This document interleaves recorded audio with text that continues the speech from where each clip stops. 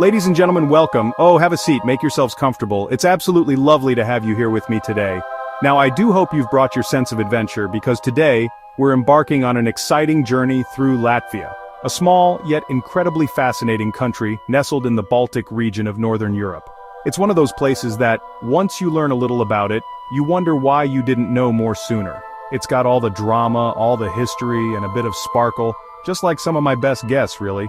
Over the next few minutes, I'll share with you 20 mind-blowing facts that will deepen your appreciation for Latvia's rich history, vibrant culture, stunning landscapes, and unique attributes. We're going to peel back the layers of this Baltic gem, and I promise you, it's more than just a pretty face on the map. We'll be gossiping about its ancient secrets, marveling at its natural beauty, and even touching on its rather famous inhabitants. It's going to be a whirlwind tour, so do try to keep up, dears. From its breathtaking natural beauty to its remarkable people, Latvia is a treasure trove waiting to be uncovered. Honestly, it's like finding a forgotten designer handbag at a car boot sale, an absolute steal and full of surprises. You think you know Europe, but there are always these little pockets of pure magic just waiting for their close-up. So, let's not dawdle, shall we? Let's dive right in. Right then, let's get the historical ball rolling, shall we? Our first fact is a bit of a showstopper. Latvia, you see, isn't some new kid on the block. It's one of Europe's oldest countries. We're talking about a history that stretches back over 1,000 years. It's like the grand dame of the Baltic sitting there quietly with a twinkle in her eye, knowing she's seen it all. The land is practically soaked in stories, with ancient castles dotting the landscape like something out of a fairy tale. You can almost hear the clatter of knights' armor and the whispers of medieval merchants if you listen closely. Honestly, wandering through Latvia is like stepping into a time machine. You've got these magnificent medieval towns like Sisis and Kuldiga, with their cobblestone streets and centuries-old buildings that have witnessed empires rise and fall. And it's not just the buildings. Archaeologists are constantly digging up new sites, uncovering secrets of the ancient tribes that once called this land home. It gives the whole country this incredible depth, a sense that you're walking on ground that has been significant for a very, very long time. It's history you can touch and feel, not just read about in a dusty old book. Now let's talk about the capital, Riga. Oh, Riga! If cities were celebrities, Riga would be that effortlessly chic, slightly eccentric one that everyone is fascinated by. It's so fabulous, in fact, that its historic center is a designated UNESCO World Heritage Site. And when you see it, you'll understand why. The city is an absolute playground for architecture lovers, particularly famous for having the highest concentration of Art Nouveau buildings anywhere in the world. It's all swirling floral motifs, dramatic sculptures, and whimsical faces peering down from the facades. It's wonderfully over the top, like a fabulous hat at a royal wedding. But it's not just the grand Art Nouveau avenues. The heart of the city is its old town. A maze of narrow, winding streets that feels like you've been dropped straight into a Brothers Grimm story. You expect Hansel and Gretel to come skipping around the corner at any moment. With its colorful merchant houses, the towering spires of St. Peter's Church, and the magnificent House of the Blackheads, it's pure, unadulterated European charm. It's the kind of place you can get happily lost in for hours, discovering hidden courtyards and quirky little cafes. Simply gorgeous, darling. Alright, let's step out of the city and into the wild, because our next fact is all about Mother Nature. Latvia is, to put it mildly, gloriously green. About 50% of the entire country is covered by forests. That's not a typo, half of it. It's an astonishing amount of woodland, a vast, sprawling blanket of pine, birch, and spruce trees. It makes the country feel incredibly ancient and untamed, a real sanctuary from the hustle and bustle of modern life. You can drive for miles and see nothing but an endless sea of trees, which is both slightly terrifying and utterly beautiful. These forests aren't just pretty to look at, they are teeming with life.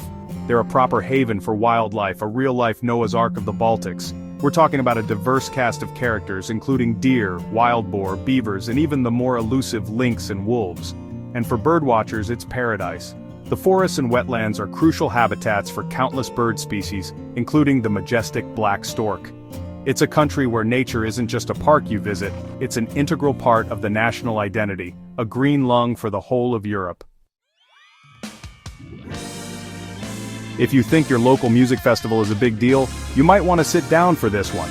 Every 5 years, Latvia hosts the Song and Dance Festival, and it is an event on a truly biblical scale. This isn't just a few bands in a muddy field, this is a cultural phenomenon so significant that it's recognized by UNESCO as a masterpiece of the oral and intangible heritage of humanity. That's a fancy way of saying it's a very, very big deal. The festival brings together thousands upon thousands of singers and dancers from all over the country and the Latvian diaspora. Imagine a choir. Now imagine a choir of over 12,000 people singing in perfect harmony. That's the grand finale concert. The sound is so powerful, so emotive, it's said to make the very ground tremble. And then there are the dancers, thousands of them, dressed in vibrant traditional costumes, moving in synchronized patterns that create stunning visual tapestries. It's a week-long celebration of Latvian identity, a riot of color, music, and national pride. It's more than a festival, it's the heartbeat of the nation made visible and audible for all to see. Absolutely spine-tingling. Tied into that spectacular festival is our next fact: Latvia's incredibly rich tradition of folk songs known as Dainas. Now these aren't your average hey nani nani folk tunes. The Dainas are a colossal collection of traditional songs, with over 1.2 million texts recorded. Yes, you heard me, 1.2 million. It's one of the largest collections of folk poetry in the world. Each Daina is typically a short 4-line poem, a little gem of wisdom, wit, or observation about every aspect of human life imaginable. From birth to death, from farming to mythology, there's a Daina for everything. They are the soul of the Latvian people, passed down through generations primarily by women.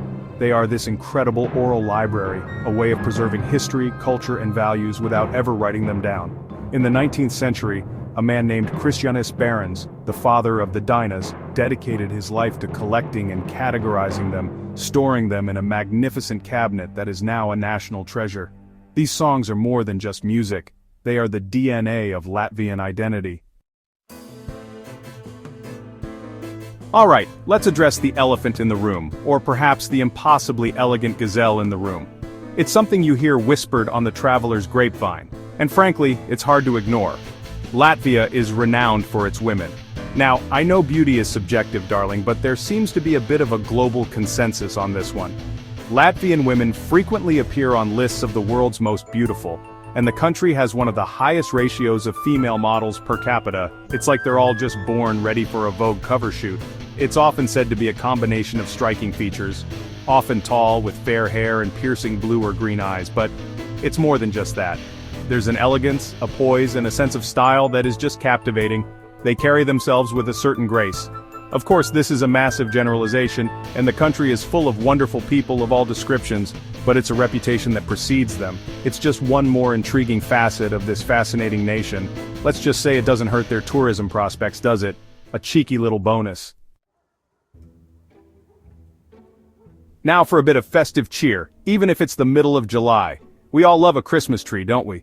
The smell of pine, the twinkling lights, the inevitable argument over who gets to put the angel on top.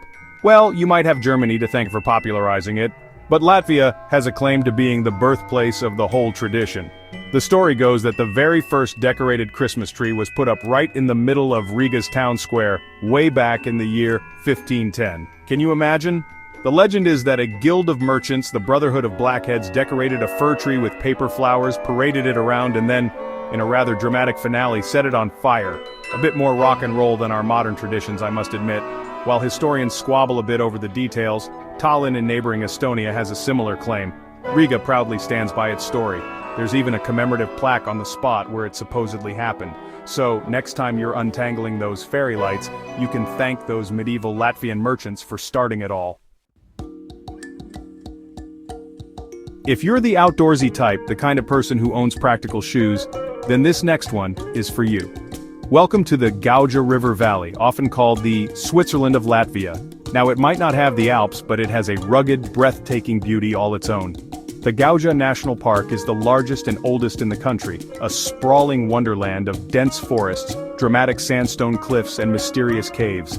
The Gauja River itself meanders through the landscape, carving out this stunning valley over millennia. It's a proper adventure playground. You can go hiking along countless trails, canoe or raft down the river, or for the more daring, even bungee jump from a cable car suspended high above the valley. Dotted throughout the park are historical treasures like the medieval castles of Turida and Sigulda, perched on the cliff edges like ancient guardians. It's this perfect blend of natural splendor and rich history that makes the region so utterly magical. It's where you go to breathe deep, clear your head and feel a little bit insignificant in the face of nature's grandeur. Let's dip back into history because you can't really understand Latvia without understanding its trading past. For centuries, cities like Riga were major players in the Hanseatic League.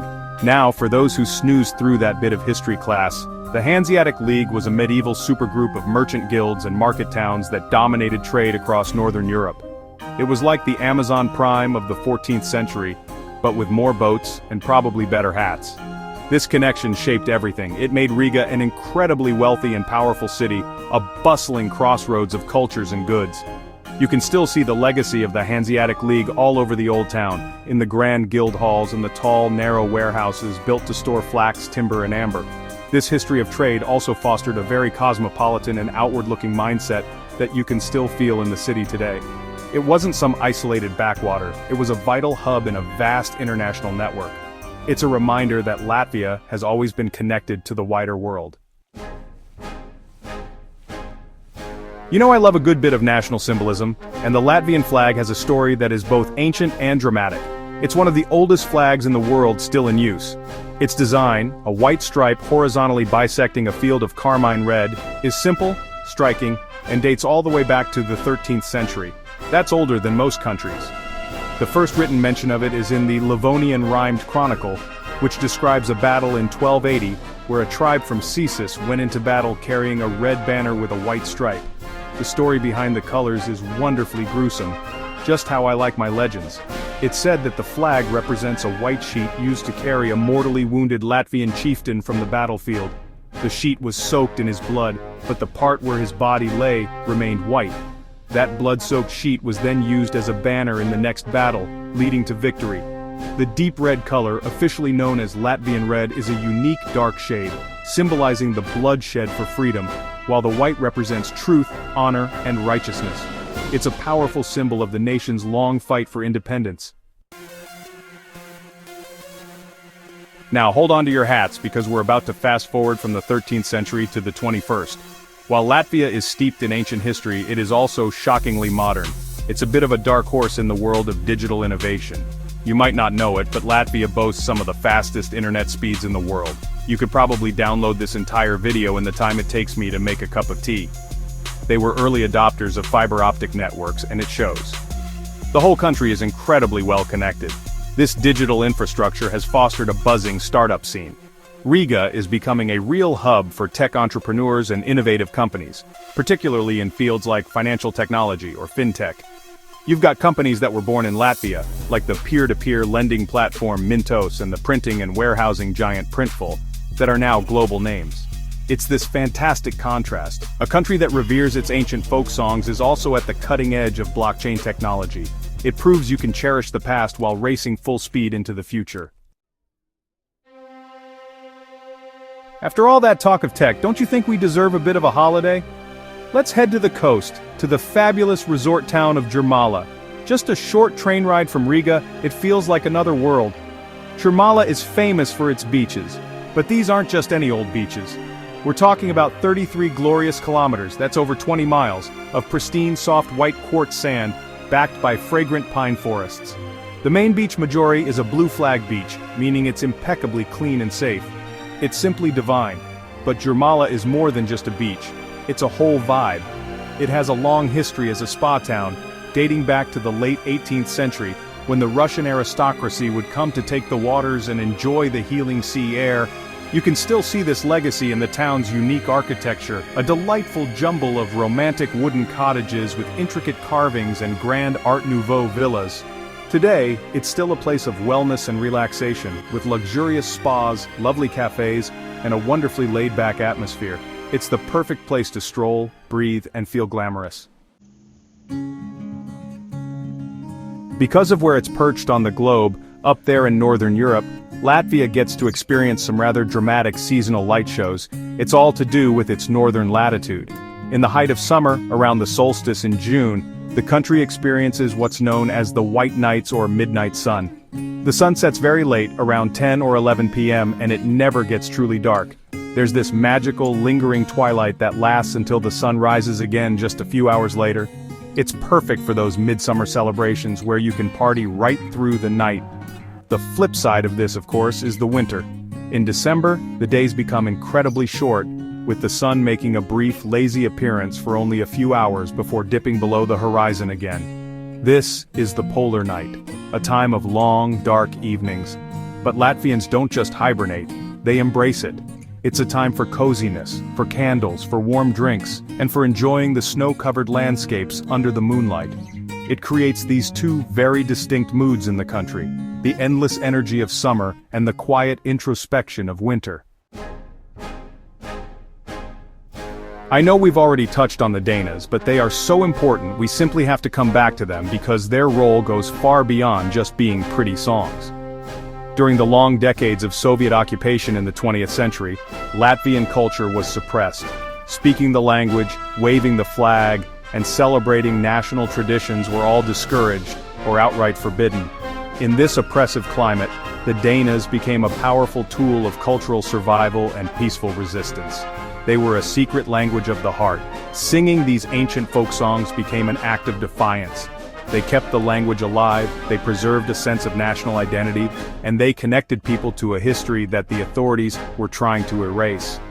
This culminated in the late 1980s with the Singing Revolution, a series of mass demonstrations where hundreds of thousands of people in Latvia, Estonia, and Lithuania gathered to sing their national songs in a powerful, unified call for independence. It's an incredible testament to the power of culture, proving that a song can be mightier than a sword.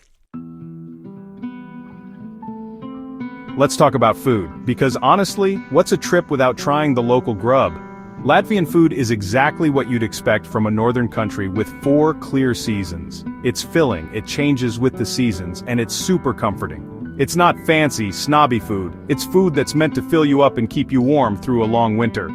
The stuff they use comes from the land potatoes, cabbage, pork, and, oh yeah, lots of milk products.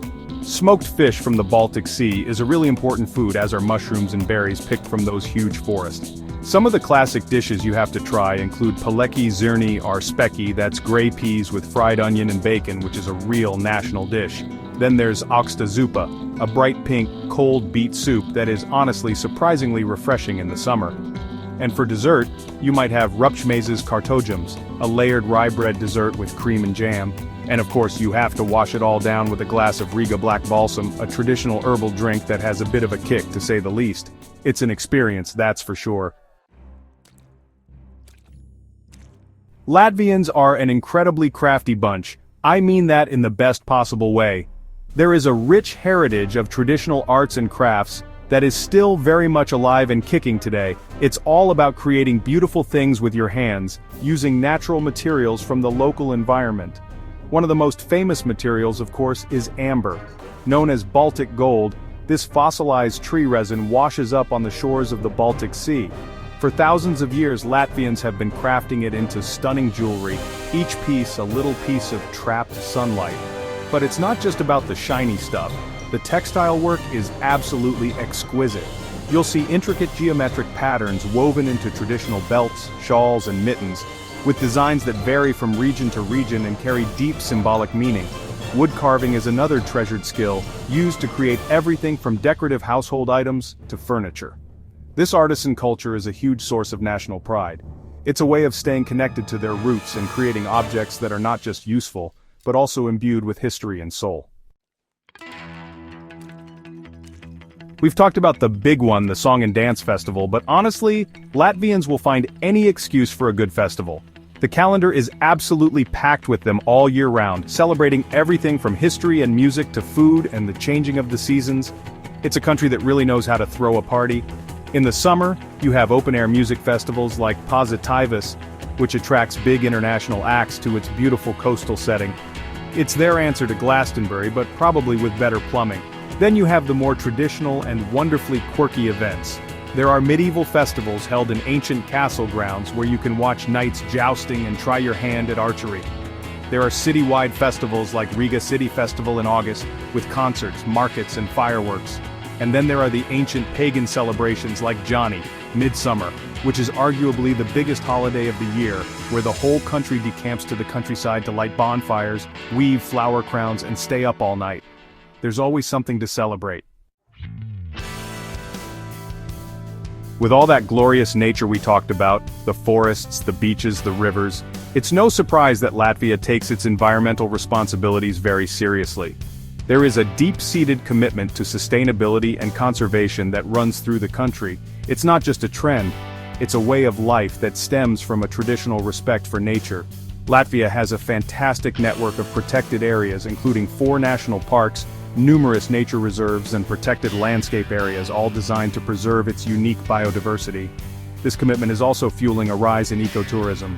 More and more people are visiting Latvia to experience its unspoiled nature in a responsible way.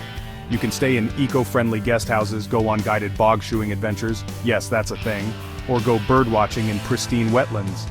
The country is actively working to balance its economic development with the preservation of its natural treasures for future generations. It's a green heart beating strongly in the Baltics, a wonderful example of how to live in harmony with the environment. And finally, we come to the most important fact of all, the one that truly makes a place special, the people. Now, Latvians can sometimes have a reputation for being a little reserved or shy at first. They are not perhaps as outwardly boisterous as some of their southern European cousins. There's a certain northern stoicism about them. But please don't mistake that quiet exterior for unfriendliness. It's just a bit of a shell. And once you crack it, you'll find some of the warmest, most genuine and hospitable people you could ever hope to meet. Latvians are incredibly proud of their country, their culture, and their history, and they are genuinely delighted to share it with visitors. If you show a little interest, ask a few questions, and maybe try a word or two of Latvian. Even if you butcher it, you'll see their faces light up. They will go out of their way to make you feel welcome, to share a story, to offer you a piece of homemade cake, or to invite you to join in a celebration. It's this quiet, heartfelt warmth that is the true treasure of Latvia, the thing that will make you want to return again and again. And there you have it, 20 mind-blowing facts that showcase Latvia's rich history, stunning landscapes, vibrant culture, and remarkable people. We've journeyed from ancient castles to futuristic tech hubs, from massive song festivals to quiet, pristine forests. It's a country of incredible contrasts and hidden depths, a place that is so much more than meets the eye. I do hope you've enjoyed our little jaunt through this Baltic beauty. It's certainly put a little sparkle in my day. Whether you're drawn by its natural beauty, its fascinating historical treasures, its incredible art scene, or, let's be honest, its charming women, Latvia promises an unforgettable experience. It's a destination that rewards the curious traveler, the one who is willing to look beyond the surface and discover the soul of a place. It's a country that has fought for its identity and now wears it with a quiet, confident pride that is just irresistible. I feel like I need a little trip myself now. Thank you so much for joining me on this journey through one of Europe's most intriguing countries. I hope you've been inspired to learn more, and perhaps even visit this Baltic gem someday. Honestly, pop it on your list, you won't regret it. Until next time, take care of yourselves and bye-bye.